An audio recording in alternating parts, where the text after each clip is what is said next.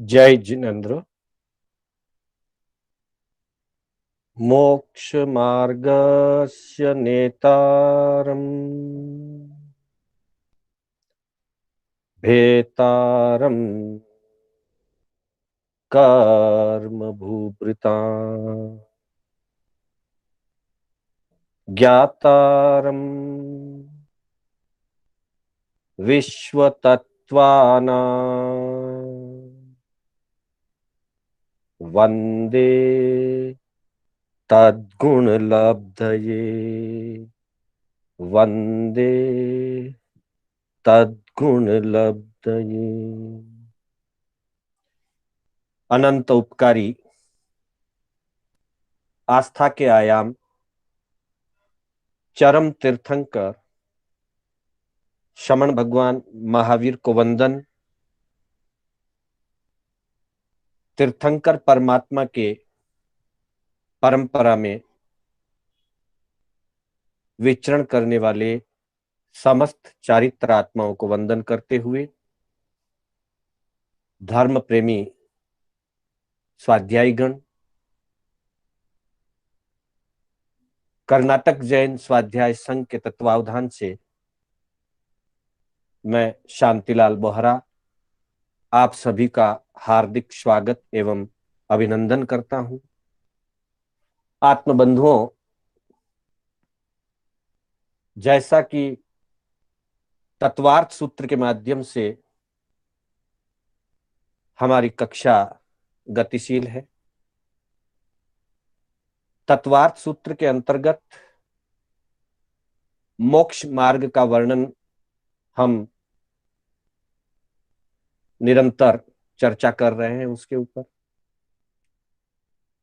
जिसके अंतर्गत पहले अध्ययन में सम्यक दर्शन और सम्यक ज्ञान की चर्चा की और क्रमशः दूसरे अध्ययन में हम जीव स्वरूप का विचार विमर्श कर रहे हैं। जीव स्वरूप के अंतर्गत सबसे पहले 5 भावों का परिचय दिया गया, फिर जीव के उपयोग लक्षण की चर्चा हुई, जीव के कुछ सिद्ध और संसारी, त्रस और स्थावर, सन्नी असन्नी आदि भेदों का हमने पारायण किया। उसी कड़ी के अंतर्गत जीव के योग और जीव के गति अर्थात एक भाव से दूसरे भाव की गति, अंतराल गति, और उस अंतराल गति के अंतर्गत आहारक अनाहारक की चर्चा अभी हम कर रहे हैं। बंधुओं, जैसा कि गत कक्षा में हम लोगों ने तत्वार्थ सूत्र के दूसरे अध्याय के 26वें, 27वें और 28वें सूत्र की चर्चा की थी, जिसमें विग्रहगतो कर्म योगः अर्थात जब जीव एक भाव से दूसरे भाव में अंतराल गति करता है, एक शरीर का त्याग करके दूसरे शरीर के लिए जाता है, उस अंतराल गति में कार्मण काय योग काम करता है। साथ ही यह बताया गया कि गति जो होती है वो अनुश्रेणी गति होती है, अर्थात संपूर्ण लोक में आकाश प्रदेश की श्रेणियां बनी हुई है, जिसमें आड़ी और खड़ी दोनों प्रकार की श्रेणियां संपूर्ण लोक में अवस्थित हैं। और जीव जब शरीर का त्याग करके गति करता है तो उन श्रेणियों के अनुसार उसकी गति होती है, अनुश्रेणी गति ही। और यही बात आगम वचन में भी भगवती सूत्र में फरमाया गया है गोयमा अनुसेढ़िम गति पवत्तति, नो विसेढ़िम गति पवत्तति। अर्थात 24 प्रकार के दंडक जब एक भाव से दूसरे भाव के लिए गति करते हैं तो गति अनुश्रेणी होती है, श्रेणियों के अनुसार होती है, सीधी रेखाओं में होती है, क्रॉस गति नहीं होती। जब जन्म का स्थान सीधी रेखा में ना होकर के किसी अन्य स्थान पर होता है, अन्य श्रेणियों पर होता है, तो जीव आगे बढ़कर के घुमाव लेता है, 90 डिग्री पर वो घुमाव लेता है। जब भी जीव का घुमाव स्थान आएगा वहां वो 90 डिग्री पे ही घुमाव करेगा, अर्थात सीधा जाएगा, फिर उसके जन्म स्थान के अनुसार वापस सीधा टर्न लेगा। क्योंकि श्रेणियां जितनी भी बनी हुई है, एक श्रेणी दूसरी श्रेणी से जहां संबंध करती है या एक श्रेणी दूसरी श्रेणी को जहां क्रॉस करती है तो वे 90 डिग्री पर ही क्रॉस होता है। जैसे ग्राफ की बुक होती है, ग्राफ की बुक में जितनी भी पंक्तियां या लाइंस होती है आड़ी और खड़ी, वे सब एक दूसरी लाइन को 90 डिग्री पर ही क्रॉस करती है। 30 डिग्री, 60 डिग्री, 70 डिग्री, 90 से कम या 90 से ज्यादा डिग्री पर क्रॉस नहीं करती। वैसे ही आकाश प्रदेश की श्रेणियां भी आड़ी और खड़ी सीधी रेखाओं में बनी हुई है, इसलिए जो भी गति होगी वो सीधी रेखा के अनुसार होगी, और जहां उनको अपनी दिशा में घूमना होगा 90 डिग्री पर टर्निंग लेकर के फिर सीधे जाएंगे। तो इस तरह से कहा कि अनुश्रेणी गति। और 28वें सूत्र में कहा अविग्रहा जीवस्य, जो जीव 8 कर्मों से मुक्त होकर के सिद्ध क्षेत्र के लिए गति करते हैं, सिद्ध स्थान के लिए गति करते हैं, उनके लिए कहा अविग्रहा जीवस्य। मुक्त जीवों की गति घुमाव रहित होती है, वहां उनको कहीं पर भी किसी भी स्थान पर घुमाव करने की या मोड़ लेने की जरूरत नहीं होती है।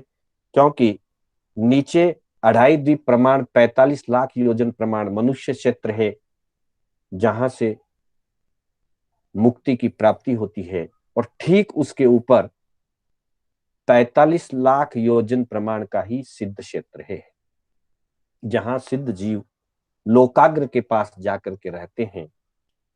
तो जितना नीचे का क्षेत्र है ठीक उसकी सीध में उतना ही ऊपर का क्षेत्र है, इसलिए यहां किसी भी प्रकार का एक आकाश प्रदेश की भी जीव को अपने स्थान को बदलने की जरूरत नहीं पड़ती, अतः सीधी रेखा में चले जाते हैं, घुमाव नहीं होता है। इसलिए 28वें सूत्र में बताया गया अविग्रहा जीवस्य। और हमने उसकी चर्चा की थी कि जब भी यह जीव जाता है, जीव निज स्वभाव में शुद्ध स्वरूप दशा में अरूपी होता है, इसलिए उसमें वर्ण गंध रस स्पर्श नहीं होता। अतः जब जीव यहां से लोकाग्र तक की यात्रा करता है तो उसकी गति एक समय की गति होती है, सीधी रेखा वाली गति होती है, अस्पर्शमान गति होती है। वो किसी भी पुद्गल के किसी भी परमाणु को स्पर्श करता हुआ नहीं जाता है, बिना स्पर्श करता हुआ जाता है। अविग्रहेणम गंता, शरीर रहित उसकी गति होती है, और सागार उपयोग अर्थात ज्ञान के उपयोग के समय उसकी गति होती है। जिस समय उस सिद्धत्व के लिए यहाँ से जीव जाता है उस समय ज्ञानोपयोग में रहता है। सत्ता में ज्ञान और दर्शन दोनों, अनंत ज्ञान अनंत दर्शन दोनों होते हैं, लेकिन उस समय जीव का उपयोग ज्ञानोपयोग होता है। एक विशेष बात और ध्यान में रखनी चाहिए, जीव को जितनी भी लब्धियां प्राप्त होती है, चाहे वो आहारक लब्धि हो, वैक्रिय लब्धि हो, या और कोई भी विशिष्ट लब्धि, जब भी जीव को कोई विशिष्ट लब्धियां प्राप्त होती है तो वे लब्धियां भी जीव को साकार उपयोग में रहते हुए ही, ऐसा भी हमारे ग्रंथों के अंदर वर्णन मिलता है।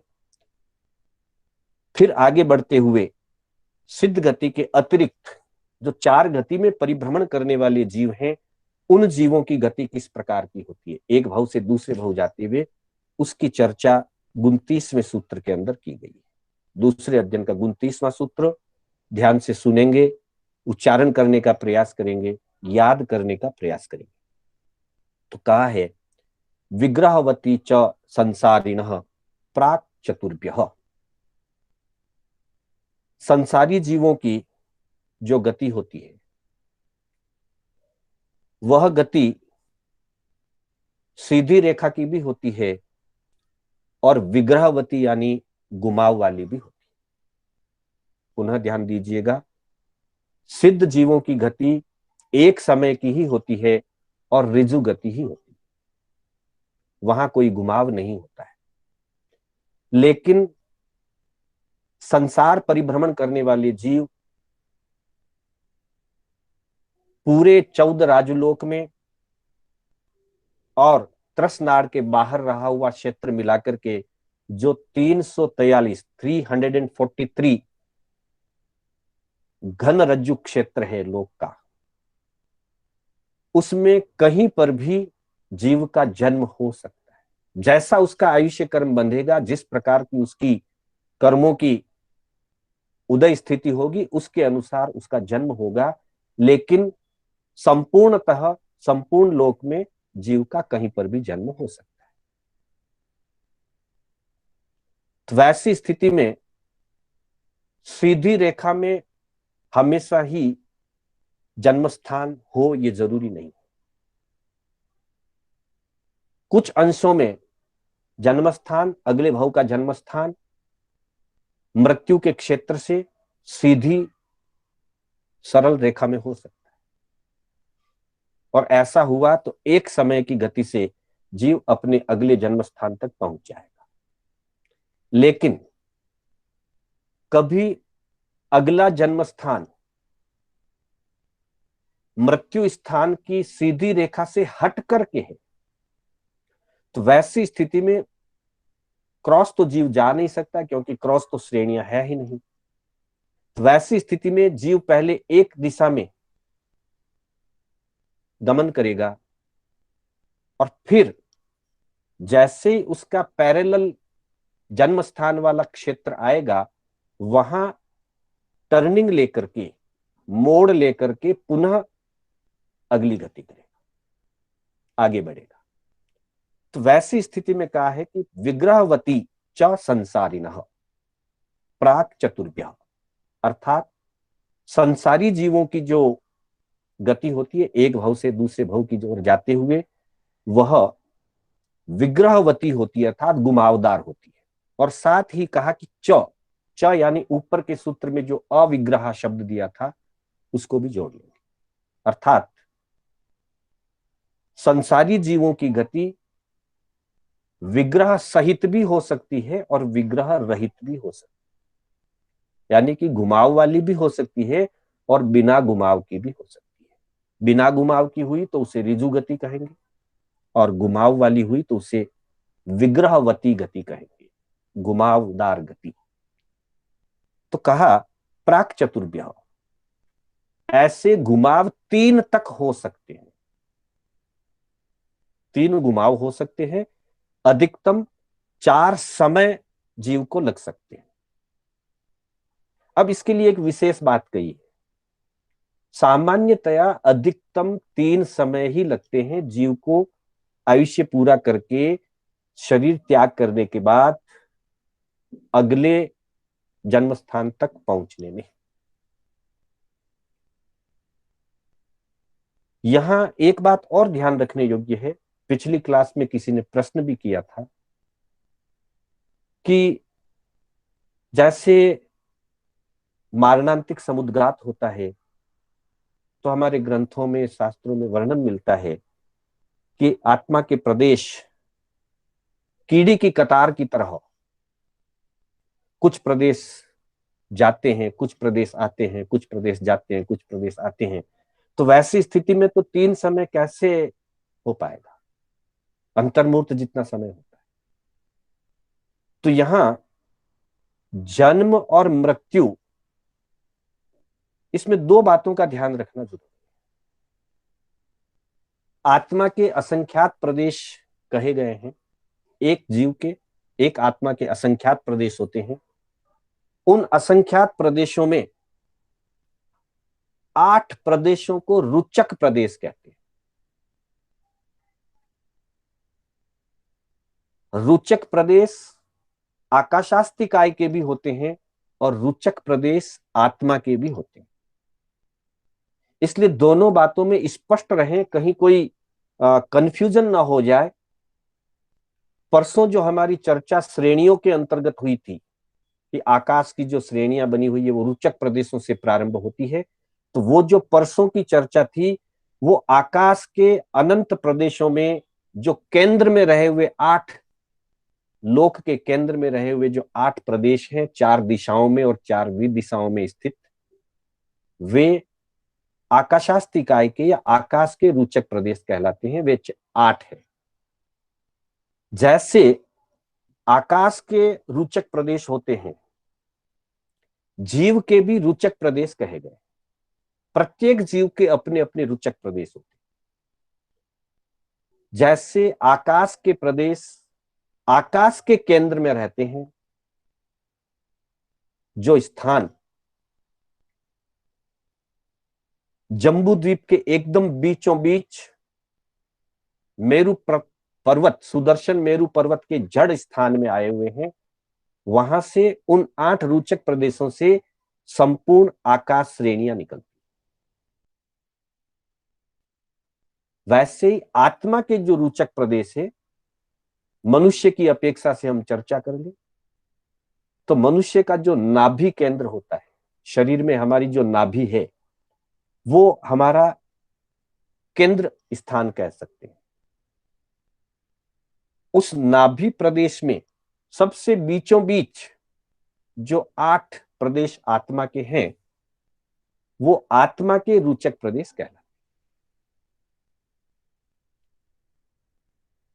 जीव में जब भी कोई समुद्गात आदि की स्थितियां होती हैं, तो कहते हैं आत्मा के प्रदेश शरीर से बाहर तक निकलते हैं या अपने स्थान को छोड़ करके और अंगुल के असंख्यात में भाग जितना भी स्थान परिवर्तन कर सकते हैं अथवा शरीर से बाहर भी निकल सकते हैं।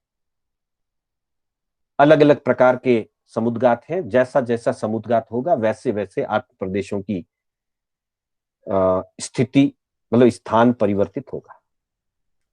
लेकिन आत्मा के जो 8 रुचक प्रदेश हैं, वे अपना स्थान नहीं छोड़ते हैं। जिस समय आत्मा के 8 रुचक प्रदेश अपना स्थान छोड़ते हैं, उसी को मृत्यु कहा जाता है। जब तक रुचक प्रदेश अपने स्थान से नहीं निकले, वहां तक मृत्यु नहीं मानी जाती है। उसके पहले मारणांतिक समुद्गात हो सकता है, जिसमें आत्मा के प्रदेश जन्म स्थान की तरफ जाते रहेंगे, कुछ जाएंगे, कुछ वापिस आएंगे, फिर जाएंगे, फिर आएंगे, लेकिन उतनी देर तक, वो छोटा सा एक अंतर्मुहूर्त का काल होता है, वहां तक रुचक प्रदेश अपने मूल शरीर में ही स्थित रहते। और जिस समय आयु संपूर्ण क्षय होता है इस भव का, उसी क्षण आत्मा की रुचक प्रदेश अपना स्थान छोड़ते हैं, उसको मृत्यु कहते हैं।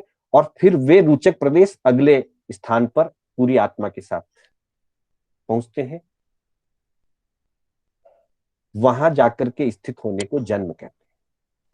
तो यहां से आत्मा के रुचक प्रदेशों का निकलना और अगले जन्म स्थान पर रुचक प्रदेश का पहुंचना, निकलना मृत्यु है, पहुंच जाना जन्म है। अलग अलग अपेक्षा से इस बात को समझना चाहिए। जब आत्मा के रुचक प्रदेश निकलते हैं, मृत्यु होती है, तो उसके बाद अधिकतम 3 समय में त्रसनाड़ से त्रसनाड़ के बीच में किसी भी स्थान से किसी भी स्थान पर जन्म और मृत्यु का स्थान कितना भी दिशाओं में हो, 3 समय में पहुंच ही जाता है।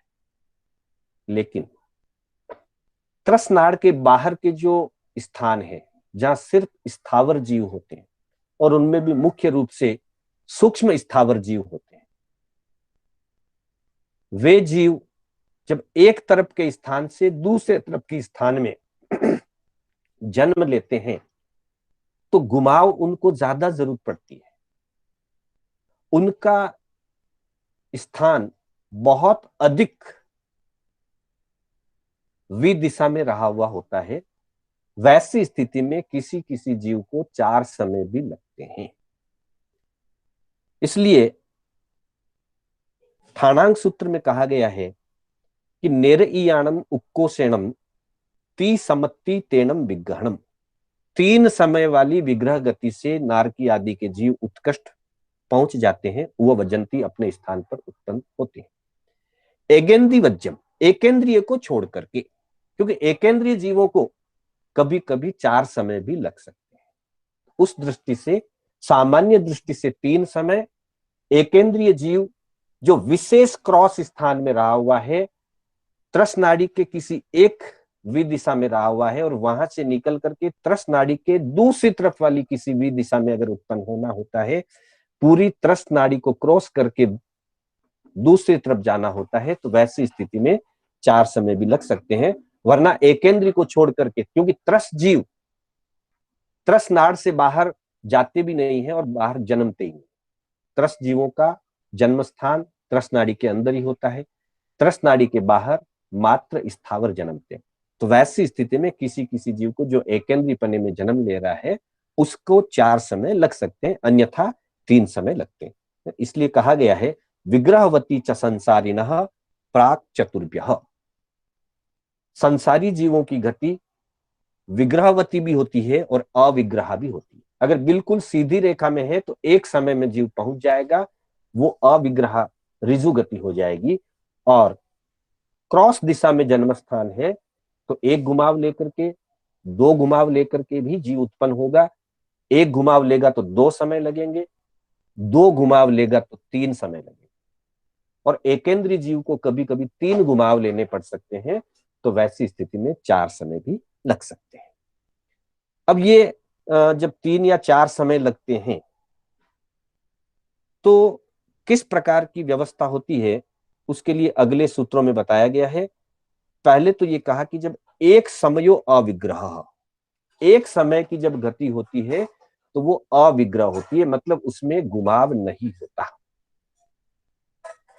घुमाव जहां भी लिया जाएगा तो फिर अगला एक समय जरूरी होगा। एक ही समय में जब जाएगा जीव तो अविग्रह, 30वां सूत्र कहा गया है एक समयो अविग्रह, एक समय अविग्रह। एक समय की जो गति होती है वो अविग्रह गति होती है। सिद्धों की तो सभी एक समय वाली ही गति होती है, अविग्रह ही होती है। संसारी जीवों में भी कई जीवों की एक समय वाली गति और अविग्रह गति हो जाती है, उसको घुमाव नहीं लेना पड़ता। लेकिन कई ऐसे जीव हैं जिनको घुमाव लेना भी पड़ता है। जहां घुमाव लेना पड़ेगा वहां उसे विशेष रूप से वापस बल की जरूरत पड़ेगी और वह बल कार्मण काय योग से प्राप्त होगा। सामान्य रूप से जब जीव यहां से निकलता है तो एक समय तक वो कितना भी लंबा यात्रा करे, 14 राजू की भी यात्रा एक समय में जीव कर सकता है। पिछली क्लास में हमारी बात हुई थी।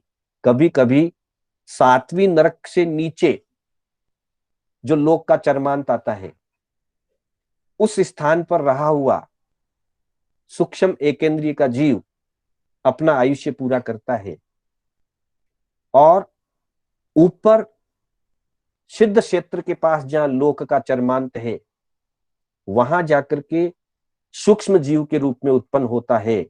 और यदि उसकी उत्पत्ति क्षेत्र और उसका पूर्व भव का मृत्यु स्थान एक सीधी रेखा में है तो 14 रज्जु लोक की यात्रा वो एक समय में कर ले। एकेंद्रीय जीव जहां उसको अगर सीधी रेखा से घुमाव लेना है तो घुमाव के स्थान पर समय बढ़ जाएगा, एक समय में सीधा जाएगा, फिर जहां से घुमाव लेगा वहां उसे फिर एक समय की जरूरत पड़ेगी, और अगर एक घुमाव लेना पड़ता है तो फिर एक समय की जरूरत पड़ेगी। इस तरह से अधिकतम 4 समय की जरूरत पड़ सकती है। 3 घुमाव लेगा तो 4 समय की जरूरत पड़ सकती है। एक बात।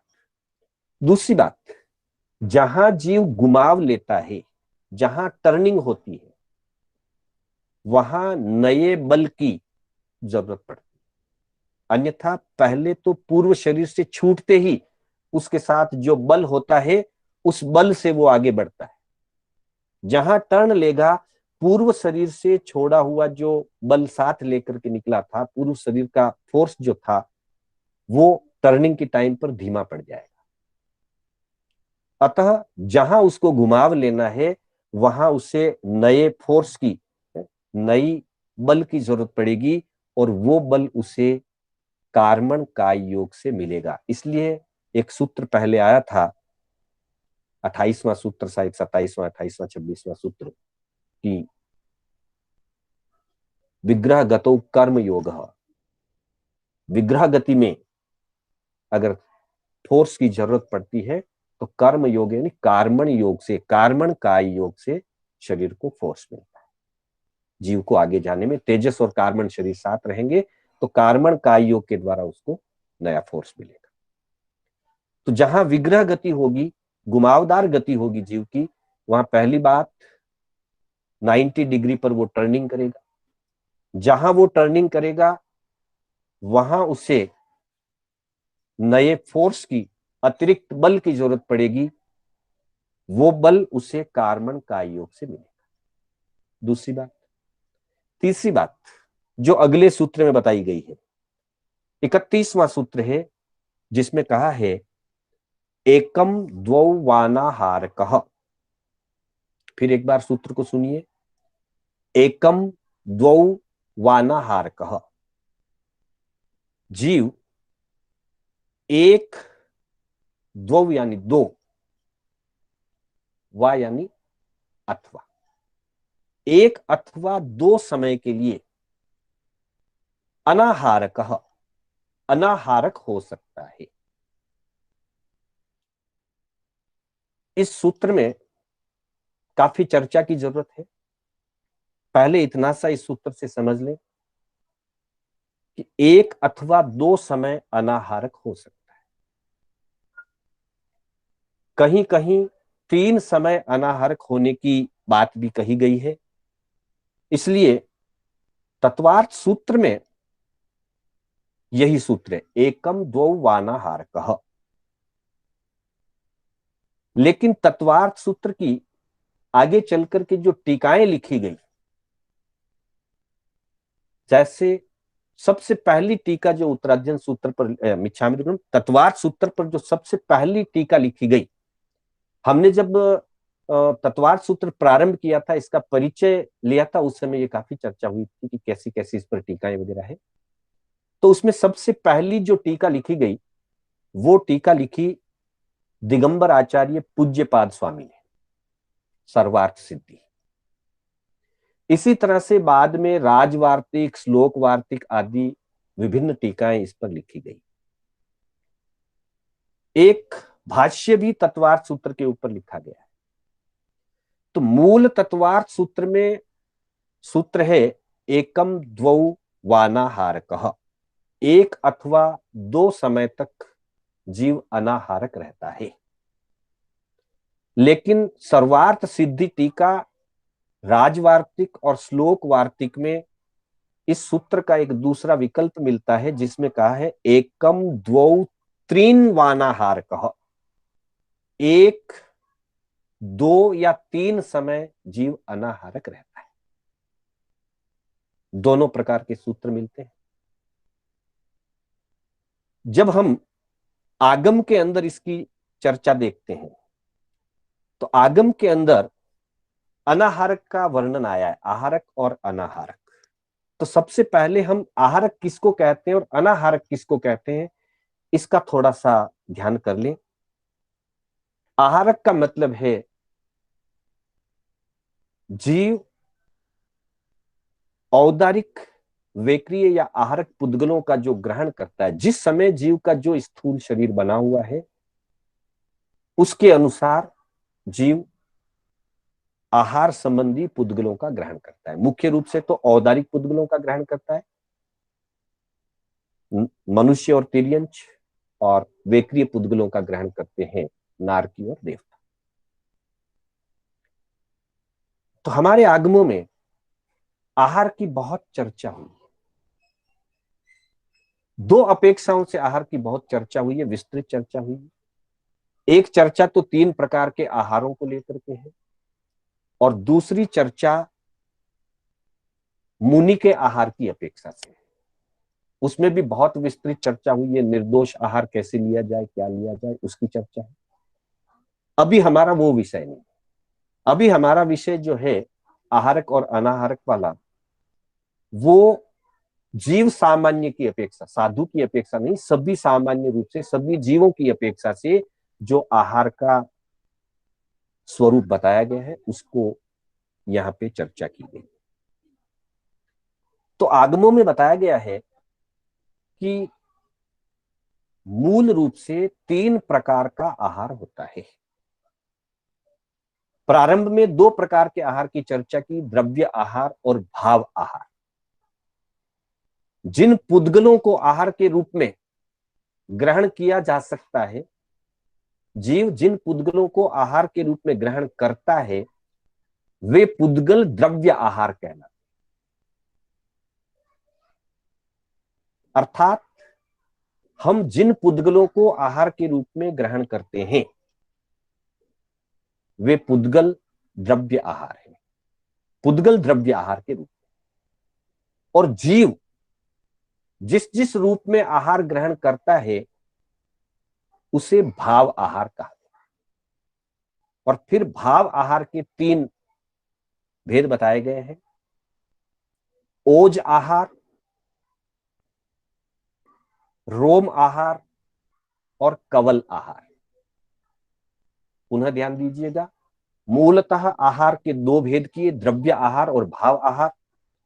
आहार योग्य जो पुद्गल है इस लोक में, जिनको जीव ग्रहण करता है आहार के लिए, उन पुद्गलों को द्रव्य आहार कहते हैं। और जीव जिस व्यवस्था से आहार को ग्रहण करता है, जीव की आहार ग्रहण करने की जो क्रिया है, जीव की जो क्रिया है, उसे भाव आहार कहा गया। और वो भाव आहार 3 प्रकार का है। पहला है ओज आहार, दूसरा है रोम आहार और तीसरा है कवल आहार। कवल आहार उसको कहते हैं जिसे सामान्य रूप से मनुष्य और तिर्यंच मुख के द्वारा भोजन के रूप में जिस सामग्री को जीव ग्रहण करता है वो उसका कवल आहार है। अर्थात भोजन हम करते हैं समय समय पर, उसको कवल आहार कहा है। कवल आहार समय समय पर ही होता है, हमेशा निरंतर नहीं होता है। जब जब जीव को आवश्यकता होती है उस समय वो कवल आहार करता है। दूसरा जो रोम आहार की चर्चा है, रोम आहार उसे कहते हैं कि प्रत्येक प्राणी के शरीर में रोम छिद्र होते हैं, जिसे विज्ञान की भाषा में स्किन होल कहते हैं, रोम छिद्र। मनुष्य की अपेक्षा से अगर कहा जाए तो कहा गया है कि मनुष्य के शरीर में 3,50,00,000 स्किन होल होते हैं।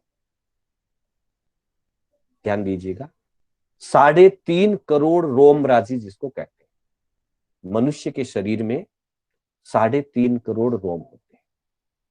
दूसरे जीवों के अलग अलग हो सकते हैं संख्या। तो ये जो 3.5 करोड़ रोम मनुष्य के हैं और अन्य अन्य जीवों के भी, हर जीव के शरीर पर रोम छिद्र होते हैं। इस रोम छिद्रों से निरंतर वायुमंडल में रहे हुए आहार योग्य पुद्गलों को जीव ग्रहण करता रहता है।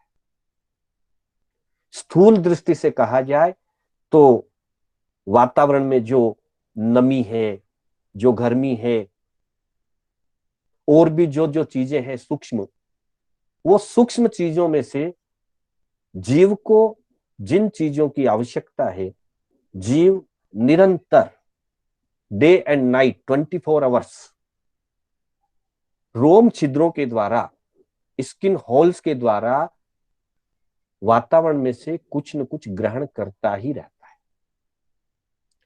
एक समय के लिए भी यह पुद्गलों को ग्रहण करने की प्रक्रिया रुकती नहीं है। चाहे दिन हो, चाहे रात हो, चाहे सामान्य प्राणी हो, चाहे संत हो, चाहे खुला व्यक्ति हो और चाहे चौवियार के पचखाण वाला व्यक्ति हो। पचखाण आदि में, चौवियार में 4 प्रकार के जो कवल आहार के 4 भेद हैं, असनम, पानम, खाइमम, साइमम, उनका त्याग होगा। तिविहार है तो पानम को छोड़ करके 3 प्रकार के आहारों का, यानी कि असनम और खाइमम साइमम का त्याग होगा। संथारा भी 3 आहार के त्याग से या चारों आहार के त्याग से, कहते हैं तिविहार संथारा या चौविहार संथारा। तो उसमें जो मुख्य रूप से मुंह के द्वारा या प्रैक्टिकली कोई प्रक्षिप्त करके इंजेक्टेड आदि जो आहार शरीर में प्रक्षिप्त किया जाता है, शरीर में पहुंचाया जाता है, प्रायोगिक रूप से प्रैक्टिकल पहुंचाया जाता है, नेचुरल नहीं, क्रियान्वित होकर के पहुंचाया जाता है, उसको कवल आहार कहते हैं। और जिस समय हमारे असनम, पाणम, खाइमम, साइमम आदि के जब त्याग होते हैं तो उस समय ये प्रायोगिक रूप से पहुंचाए जाने वाले आहार का त्याग होता है। लेकिन नेचुरल जो रोम छिद्रों के द्वारा पुद्गलों का आहरण होता रहता है, पुद्गलों का शरीर में प्रवेश होता रहता है, शरीर उसको ग्रहण करता रहता है, वो एक समय के लिए भी रुकता नहीं है। उस अपेक्षा से सामान्य स्थिति में जीव निरंतर आहारक रहता है, अनाहारक नहीं होता, आहार से रहित नहीं होता, आहार ग्रहण करने की क्रिया से रुका हुआ नहीं। कुछ विशिष्ट विशिष्ट स्थितियां हैं, उन्हीं स्थितियों में ये रोम आहार रुकता है, बाकी के समय नहीं। और ओज आहार जो है वो एक भाव के लिए, जीव के लिए एक बार होता है। जीव जिस समय अपने जन्म स्थान में पूर्व भाव का त्याग करके नए जन्म स्थान में उत्पन्न होता है, उत्पन्न होने के साथ ही पहल जो आहार ग्रहण करता है उस आहार को ओज आहार कहते हैं। वो भी पुद्गलों का ही है। गर्भज जीव माता पिता के जो संक्रमित पुद्गल हैं, रज और वीर्य का संयोग, उन पुद्गलों के द्वारा गर्भज जीव अपना ओज आहार ग्रहण करता है। और जो औपपातिक जीव है नरक देव के, वे अपने नारकी के जन्म स्थान में, देव अपने देव के जन्म स्थान में, और एकेंद्री, बेंद्री, तेंद्री, चौरेंद्री आदि जो समूचिम जीव हैं, वो अपने अपने जन्म स्थान पर जो पुद्गल उन्हें आहार योग्य वहां मिलते हैं उन्हें वो ग्रहण करता है। तो ओज आहार एक बार होता है और वो अपर्याप्त अवस्था में होता है। जैसे ही शरीर आदि पर्याप्तियां पूरी कर ली जाती है, उसके बाद ओज आहार नहीं होता, उसके बाद रोम आहार शुरू हो जाता है। स्क्रीन होल से पुद्गलों का ग्रहण शुरू हो जाता है। और प्रक्षिप्त आहार या कवल आहार जो कहा गया है, वो व्यावहारिक दृष्टि से जब शरीर, स्थूल शरीर की पूरी रचना हो जाती है, जन्म व्यावहारिक दृष्टि से इस धरती पर जीव गर्भ से या अंडे से, जैसे भी जिस जीव को जन्मना है, नारकी अपने हिसाब से जन्म लेते हैं। वैसे नारकी आदि में, नारकी और देव गति में तो मुख्य रूप से कवल आहार माना ही नहीं गया है। मनुष्य और गर्भज तिर्यंचों में ही मुख्य रूप से कवल आहार माना गया है। बेंद्री, तेंद्री, चौरेंद्री जीवों के भी कवल आहार माना गया है। तो वे मुख के द्वारा जो आहार ग्रहण करते हैं वो कवल आहार है। तो बंधुओं, ओज आहार बहुत लिमिटेड समय के लिए होता है, अपर्याप्त दशा में। ओज आहार पूरे जीवन पर्यंत चलता है। कवल आहार जब जब जिस जिस जीव को जिस प्रकार की आवश्यकता होती है उस प्रकार ग्रहण करता है। तो ये 3 प्रकार के आहार बताए गए हैं। इन तीनों आहारों में से, चूंकि ओज आहार निरंतर नहीं है, बहुत शॉर्ट पीरियड, अपर्याप्त दशा में थोड़ी देर के लिए, और कवल आहार भी जब जरूरत होती है तब होता है, तो बाकी बचा रोम आहार। रोम आहार निरंतर होता ही रहता है। जिस समय कुछ विशिष्ट परिस्थितियां, 4 प्रकार की विशिष्ट स्थितियां बताई गई हैं, उन 4 स्थितियों में ही मात्र रोम आहार रुकता है, और उस अवस्था को अनाहारक अवस्था कहा गया। जिस समय ओज आहार, रोम आहार और कवल आहार, तीनों आहार नहीं हो रहे हो, जीव तीनों ही प्रकार के आहार के पुद्गलों को ग्रहण नहीं कर रहा हो, उस व्यवस्था को, उस अवस्था को अनाहारक अवस्था कहा है। तो ये अनाहारक अवस्था सामान्य रूप में संसारी जीव के लिए, जिस समय वो एक भव से दूसरे भव के लिए गति करता है, अगर एक समय में भी अगले स्थान में पहुंच जाए, सीधी गति हो अगर, तो यहां अंतिम समय तक उसके आहार चालू था और वहां पहुंचते ही वापस आहार चालू हो जाता है, इसलिए अनाहारक स्थिति नहीं होती, ओज आहार शुरू हो जाएगा।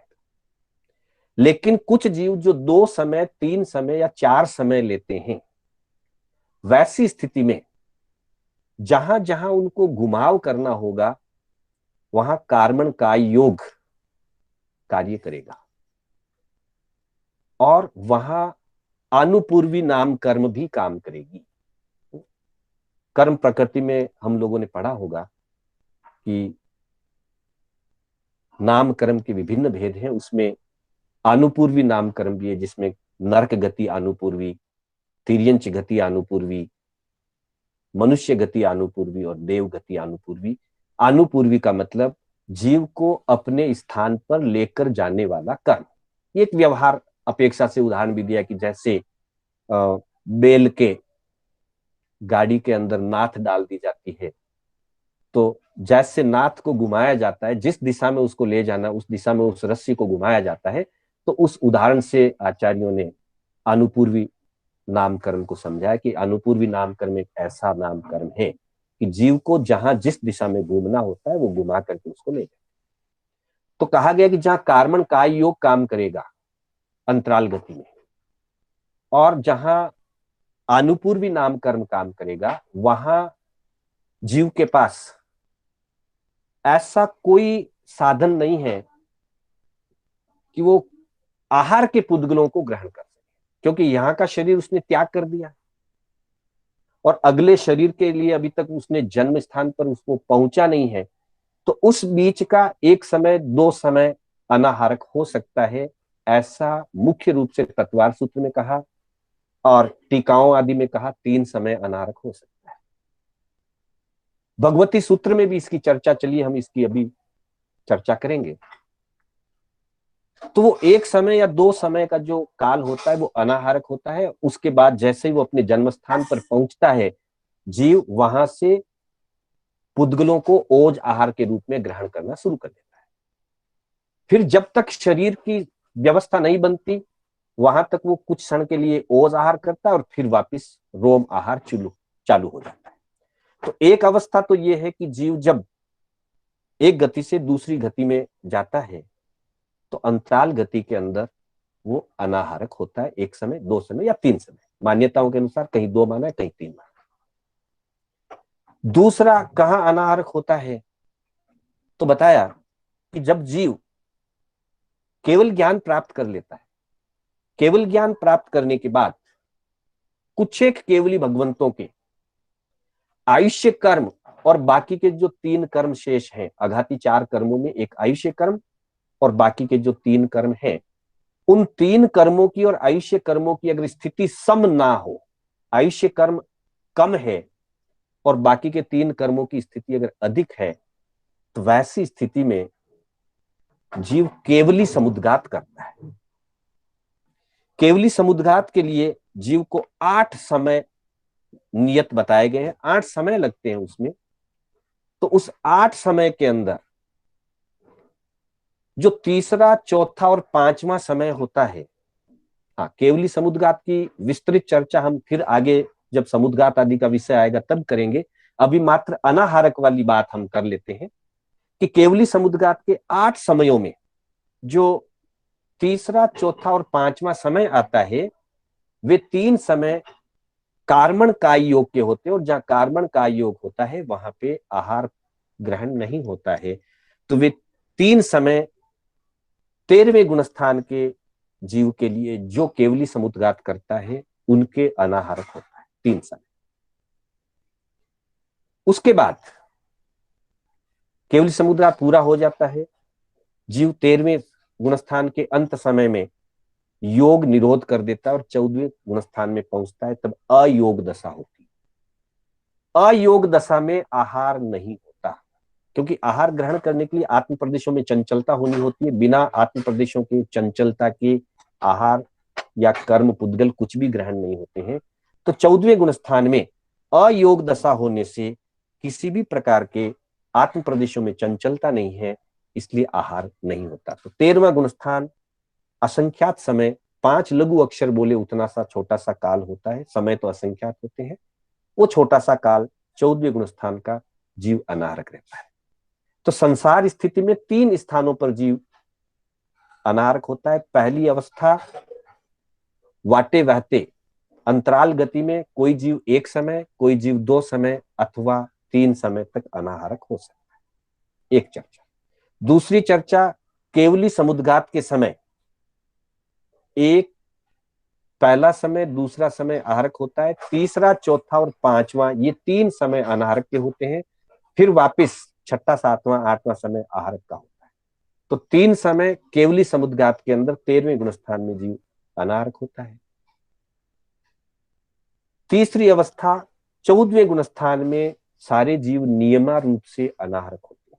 संसार में ये 3 ही अवस्थाएं अनाहारक। और चौथी अवस्था मुक्त जीव, जब जीव मोक्ष पधार जाते हैं तब कहा गया है भूख नहीं, तृषा नहीं। तो सिद्ध जीवों के शरीर नहीं है, शरीर नहीं है तो आहार की जरूरत नहीं है, इसलिए सिद्ध जीव अनंत काल के लिए अनाहारक दशा में ही रहते हैं। अर्थात हमारी आत्मा का शुद्ध स्वरूप तो अनाहारक है, लेकिन शुद्धा वेदनीय कर्म और आहार संज्ञा आदि के कारण से हम आहार को ग्रहण करते हैं, और मोहनीय कर्म के कारण से हमें आहार के ऊपर आसक्ति या राग द्वेष होता है। हमारा उद्देश्य अनाहारक दशा को प्राप्त करना है, और इसीलिए तप आदि की जो साधना बताई गई है, तप की साधना 2 ही लक्ष्य को लेकर के होती है कि मुझे अपनी अनाहारक अवस्था को प्राप्त करना है और मुझे अपनी आहार संज्ञा को जीतना है। इन 2 लक्ष्य से लेकर के जब शुद्ध निर्दोष तप की आराधना होती है, वही वास्तव में सही अर्थों में तप गिना जाता है। तो इस तरह से पहला वाटे बहता जीव 1, 2 या 3 समय के लिए अनाहारक होता है। केवली समुद्रघात में 13वें गुणस्थान में तीसरा, चौथा, पांचवा समय अनाहारक होता है। 14वां गुणस्थान संपूर्ण रूप से सब जीवों के लिए अनाहारक होता है, और सिद्ध अवस्था में रहे हुए सभी जीव स्वभावतः अनाहारक दशा को प्राप्त कर चुके हैं। इन 4 अवस्थाओं के अतिरिक्त बाकी के सारे जीव निरंतर आहार करते ही रहते हैं। कुछ क्षण के लिए पहले ओज आहार होता है, फिर उसके बाद निरंतर रोम आहार होता है, और आवश्यकता होने पर कवल आहार भी होता है। अब आहार के संबंध में कि भाई कितने समय का आहारक अनाहारक होता है, उसके लिए जो शास्त्रों में वर्णन आया उसकी थोड़ी सी भी हम चर्चा कर लेते हैं। तो कहा कि अनाहारक 2 प्रकार के बताए गए हैं। क्षौमत्त अनाहार ए, छद्मस्त अनाहारक। अब छद्मस्त अनाहारक कौन होंगे? वाटे बहता जीव। केवली अनाहार है, केवली अनाहारक। केवली अनाहारक कौन होंगे? केवली अनाहारक होंगे जो 13वें गुणस्थान के अंदर केवली समुद्रघात वाले हैं अथवा 14वें गुणस्थान वाले हैं। फिर आगे कहा है कि जो सयोगी केवली होते हैं उनमें जो अनाहारक दशा आती है, अजहन्नम मणुकोसेनम, अजगन्य अनुत्कृष्ट तिन्नी समया, 3 समय की ही होती है। मतलब केवलियों के लिए 13वें गुणस्थान में रहे हुए केवली भगवंतों के लिए जब केवली समुद्गात के अंतर्गत अनाहारक की स्थिति आती है तो वो नियमा रूप से 3 समय होती है, न कम न ज्यादा। जबकि संसारी जीवों के लिए 1 समय, 2 समय, 3 समय भी हो सकता है। केवलियों के लिए केवली समुद्गात के अंतर्गत नियमा रूप से जो जीव केवली समुद्गात करते हैं उन्हीं के आती है, सभी केवलियों के नहीं होता। जो केवली समुद्गात जिनको करना होता है उनके लिए होती है और 3 समय होती है। इसके अलावा जो संसार में जो अन्य जीव हैं उनके संबंध में कहा गया है, गोयमा अनाहार ए दुविहे पनते तंजहा छौमत्त अनाहार ए केवली अनाहार है, छदमस्त अनाहारक और केवली अनाहारक। फिर कहा कि छौमत्त अनाहार एणम बनते पुच्छा, छदमस्त के लिए अनाहारक कितना होता है, तो यहां बताया गया कि गोयमा जहन नैनम एगम समयम उक्को सेणम 2 समया। ये भगवती सूत्र का प्रज्ञापना सूत्र का यह मूल पाठ है। और प्रज्ञापना सूत्र के अंदर मूल पाठ में कहा गया कि छदमस्त जो होते हैं वो जगन्य 1 समय और उक्कोसेणम 2 समय, उत्कृष्ट 2 समय तक अनाहारक होते हैं।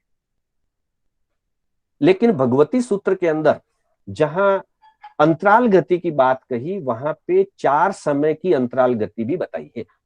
उस अपेक्षा से देखा जाए तो 3 समय अनाहारक होते हैं। तो भगवती सूत्र में अनाहारक की समय की संख्या तो नहीं दी है, लेकिन अंतराल गति के समय बताएं कि अंतराल गति का समय 1 समय हो सकता है, 2 समय हो सकता है, 3 समय हो सकता है, अधिकतम 4 समय हो सकता है।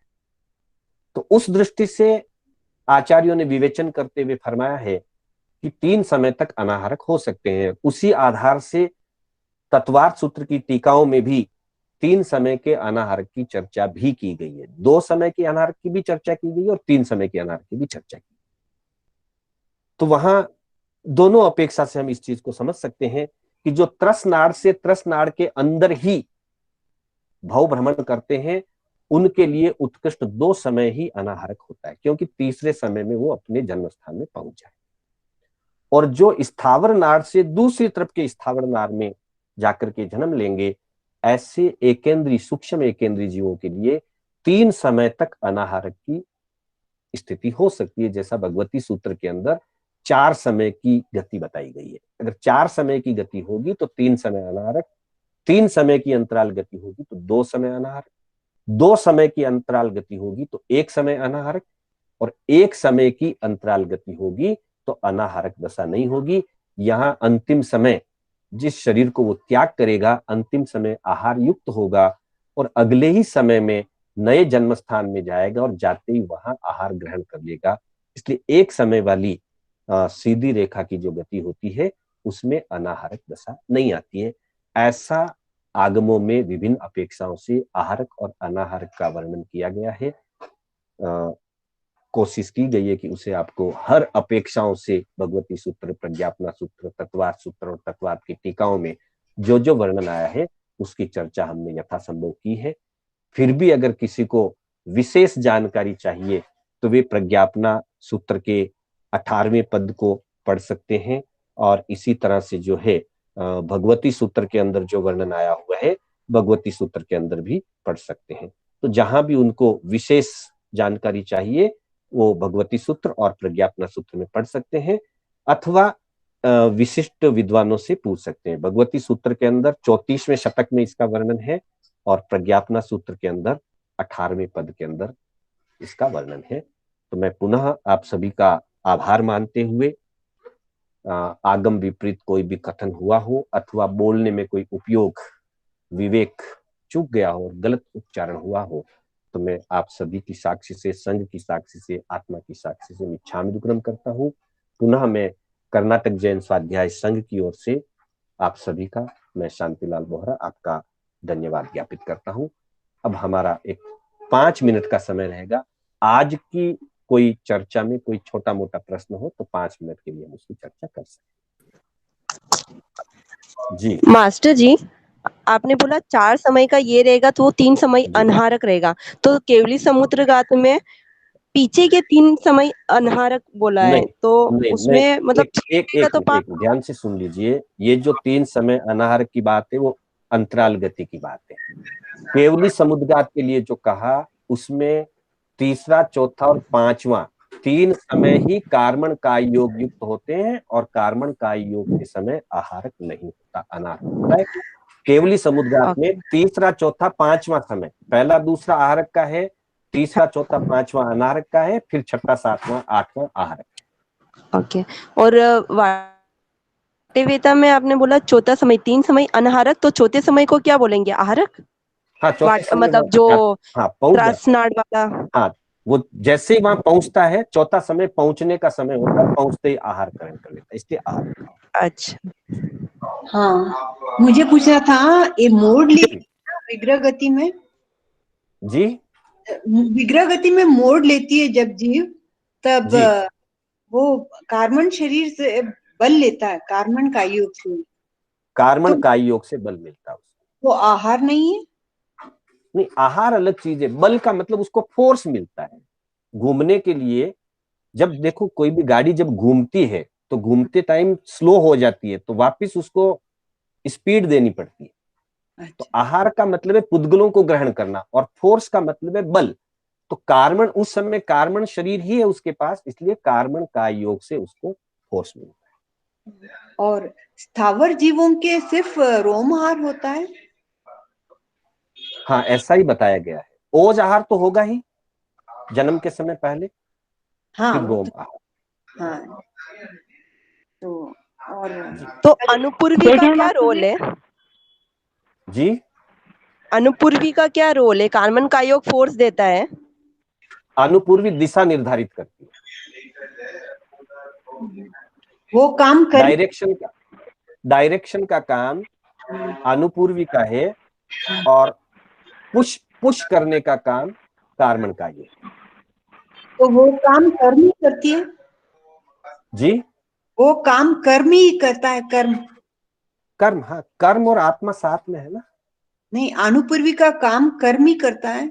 हाँ, अनुपूर्वी नाम कर्म है ना, तो वो हाँ, नाम कर्म अपना काम करता अच्छा। है। कल का एक प्रश्न था, टाइम हो गया। कल का प्रश्न आप बाद में पूछ लीजिएगा, अच्छा, समय हो जाएगा। जी, आज के विषय का कोई है तो पूछ लेंगे। ठीक है, समय हो रहा है। जय जिनेन्द्र। वो काम अंतिम समय में, मतलब केवली समुद्घात जब करते हैं, जी, अनारक रहते हैं ना, तो क्या वो जी, अंतिम समय में ही करते हैं केवली समुद्घात?